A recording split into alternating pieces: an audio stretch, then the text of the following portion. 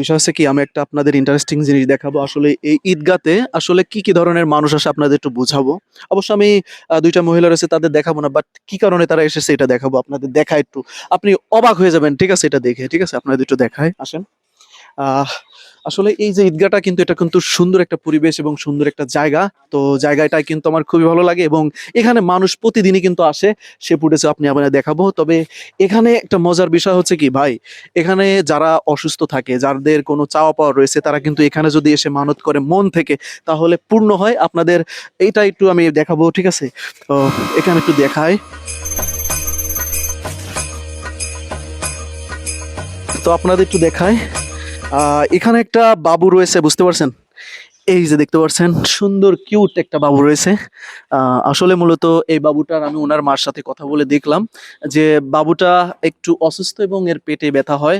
প্রচুর পরিমাণে রাতে কান্নাকাটি করে, ঘুমাতে দেয় না মা বাপের, এবং এর পেটের মধ্যে একটু সমস্যা আছে, যে কারণে মূলত ইনার যে মা বাবা রয়েছে তারা কিন্তু আসলে এখানে এনে হয়তোবা তার মনের যে ইচ্ছাটা বা রোগ মুক্তির জন্য হয়তোবা এখানে এনে কিন্তু সুন্দরভাবে তাকে শুইয়ে রেখেছে। দেখতে পাচ্ছেন বাবুটা কিন্তু এখন আর কান্নাকাটি করছে না। খুবই সুন্দরভাবে কিন্তু এখানে রয়েছে, দেখতে পাচ্ছেন। একটু ক্লোজ শট দেখাবো এটা শুধু। ঠিক আছে? এর নাম কি রাখছেন? তাকরিম। ওয়াও, সুন্দর একটি নাম। এই ছেলেটার নাম নাকি তাকরিম, এবং এটা কিন্তু আরবি নাম। ঠিক আছে? ইসলামিক নাম। খুবই সুন্দর একটা নাম রেখেছে। নামের অর্থ কি তা আমি জানি না। এটাই। তো এখানে যারা আসে এবং মানত করে, অসুস্থতা হোক আর যে কারণেই হোক না কেন, ইনশাল্লাহ সেটা কবুল হয়। এমনটাই কিন্তু আসলে অনেকেই আমাকে জানিয়েছে। ঠিক আছে?